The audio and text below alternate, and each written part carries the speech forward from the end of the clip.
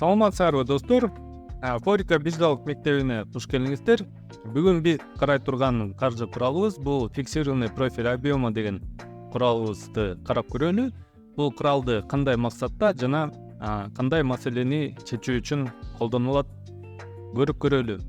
Негизи эле жаңы баштаган трейдерлерде көбүндө суроо пайда болот. Биз кантип колдоо же болбосо каршылык деңгээлдерин кантип графиктен аныктасак болот деген суроо жаралат. Анда эмесе ушул каржы куралыбыз бизге кандайдыр бир күчтүү деңгээлдерди аныктаганга бир кыйла жардам берет. Анда эмесе кийинки кыла турган ишибиз биз графиктен консолидация же болбосо батыш тили менен айткандай range чөйрөсүн тапканга аракет кылабыз. Консолидация чөйрөсүн аныктоош үчүн биз биринчиден мынакей бул жерде жакшы бир мисал пайда болгон экен. Ушул чөйрөгө чейин болгон импульстан кийинки чекит мынакей ушул жерде жана ушул чөйрө бүткөн чекитке чейин биз белгилеп алалы. Сизге жакшы түшүнүктүү болуш үчүн мен ушул чөйрөнү белгилеп коеюн.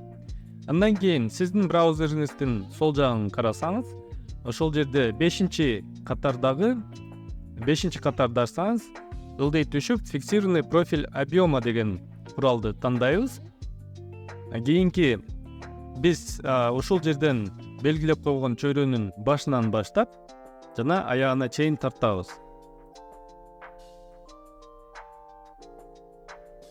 Сиз көргөндөй ушул жерде бир объемдор пайда болду. Андан кийин кызыл сызыкчасы пайда болду. Кызыл сызыкчасы бизге кандай маалымат берет? Ушул жерде бир жакшы күчтүү деңгээл бар деген сөздү айтып жатат. Анда эмесе биз горизонталдык сызыкчаны алып, ошол кызыл сызыкчанын үстүнө коебуз. Эми биз графиктин түзүлүштөрүн карап көрөлү. Мына ошол range болгон же болбосо консолидациядан кийин чыккан шамдарыбыз жогору көздөй жол алган экен.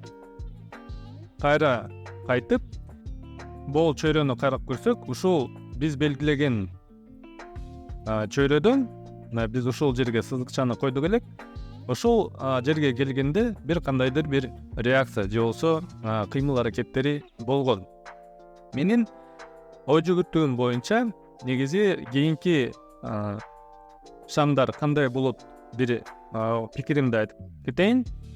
Ушул жерден менин оюмча мынакей биринчи кагылыш, экинчи кагылыш, үчүнчү кагылыш жана мүмкүн 4-чү же 5-чи кагылыштан кийин жогору кетиш мүмкүн же болбосо төмөндү көздөй жол алышы мүмкүн.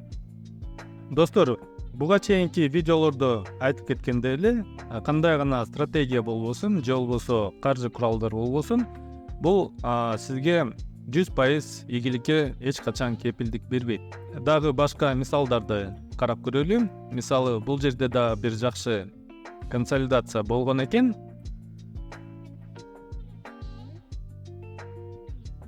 Мынакей импульс бүткөн, ушул чекиттен баштап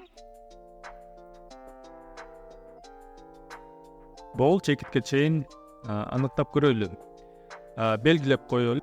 Мисалы, ушул чөйрөнү биздин курал менен анализ кылып көрөлү. Кайра эле биздин куралыбызды тандайбыз, башынан баштап акырына чейин тартабыз.